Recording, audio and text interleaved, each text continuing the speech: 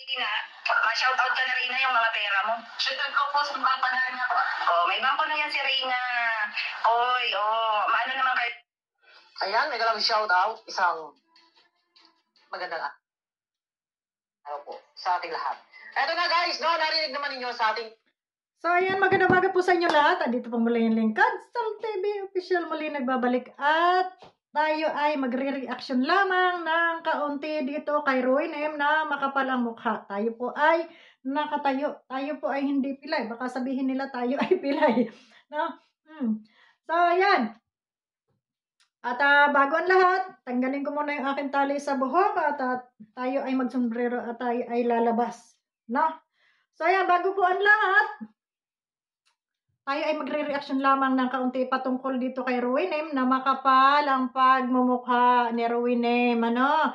Na kung saan ay hinahanap niya ang pera nitong ni Rina at kesyo may bank account na raw at ibalik na raw ni Kalinga Prab yung pera ni Rina at pati yung bike na hinahanap nito ni Ruinem na makapal ang mukha.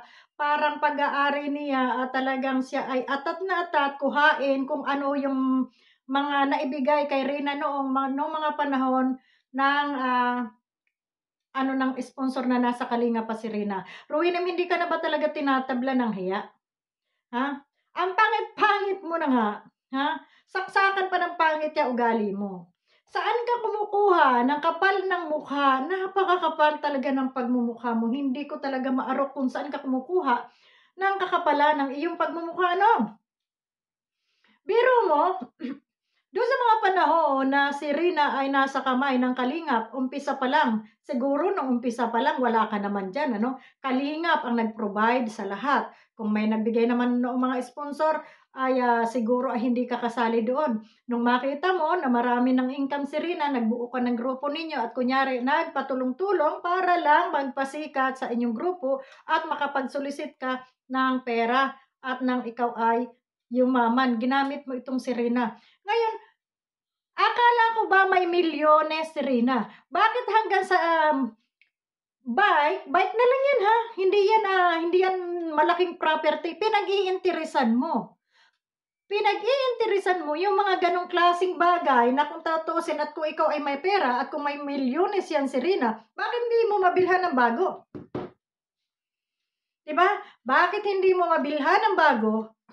At kasi kung kukunin mo yung bike na yun, malamang yun ay kinalawang na, sira na, at saka mumurahin lang naman yata yung bike na yun hanggang halagang 20,000 o 30,000, ganun. Akala ko ay milyonarya na si Rina sa kakasulisit mo.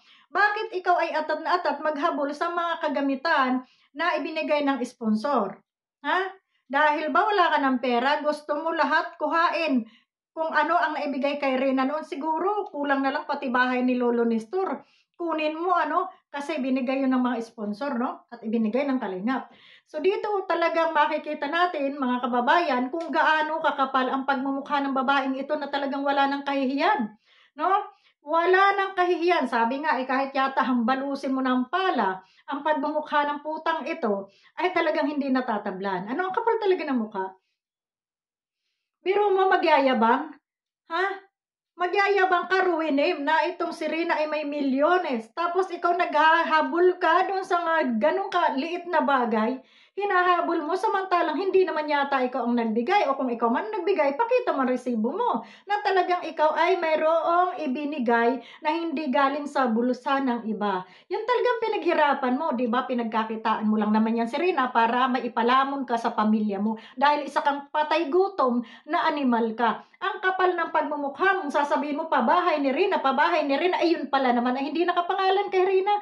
Gaga, wag mo kami paglulukohin, ha? Dahil mukha mo pa lang, ay hindi na pagkakatiwalaan. Dahil manluloko ka, mandurugas kang, wakwakang aswang ka, ha? Ano, patulpo ka? Putang ina mo. O, kapal ng mukha mo, maghanap ng hindi mo pinaghirapan. Ha? Pero mo, bakit hindi yung anak mo ang pagkakitaan mo, Ruinem? Kung may anak ka, kung may pamilya ka. Bakit ang anak ng iba ang pinagka-interesan mo? Ha? Dahil ba kahit anong iutos nyo, susundin ang bata dahil wala nga muwang yung bata dahil may depresya sa pag-iisip. Di ba?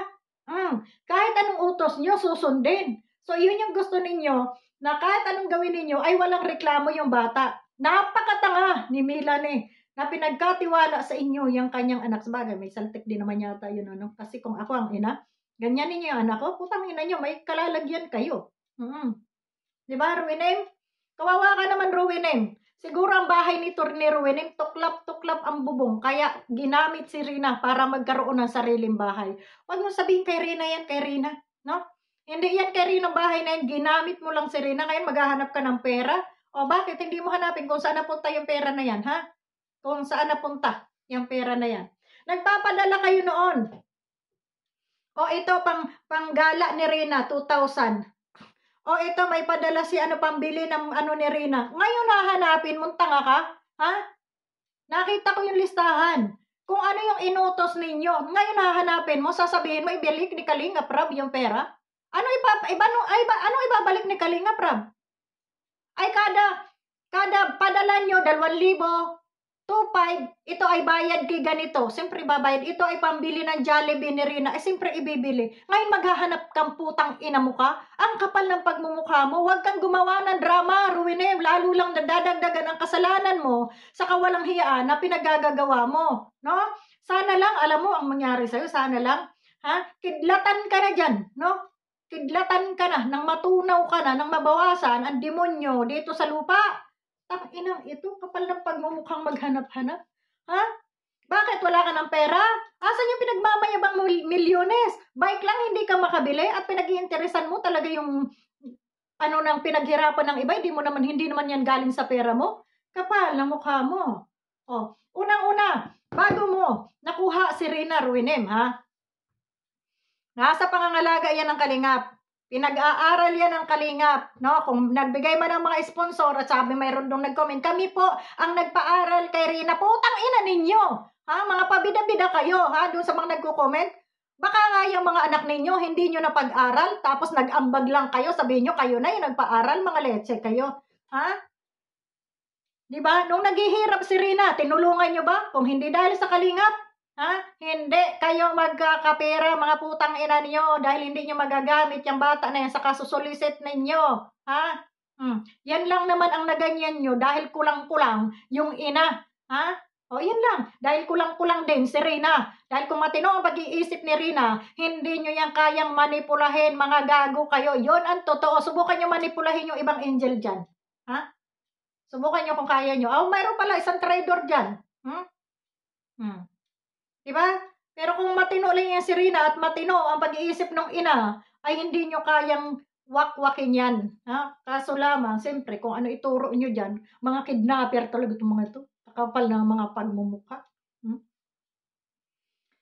Hindi ko lang buti nakakatulog tong si Ruinem sa mga ganitong klaseng gawain. Mga karumal-dumal yung iyong gawain, Ruinem. Hindi yan makatao. Hindi ka ba natatakot? May pa-Diyos-Diyos ka pang nalalamang hindot kang peste ka? Tapos kademonyuhan naman yung mga pinagagagawa. Hindi ka ba natatakot sa mga pinagsasabi yun? Ha? Garutay? Ha? Nag-recruit ka pa ng mga tanga. Ha? Kagaya ni Federico, ni LMJ, FMT, sino pa yun? Ha? Mga patay gutom na yung pinagre-recruit mo, ha? Sino pa? Ha? Di ba? Ang papangit nyo na nga. Ang papangit pa ng mga ugali yung mga animal kayo. Mga animalos kayo. Tama yung scientific na sinabi ni Inday. Crocodilos, animalos, yawaos. Yan yung mga scientific ninyo, ha?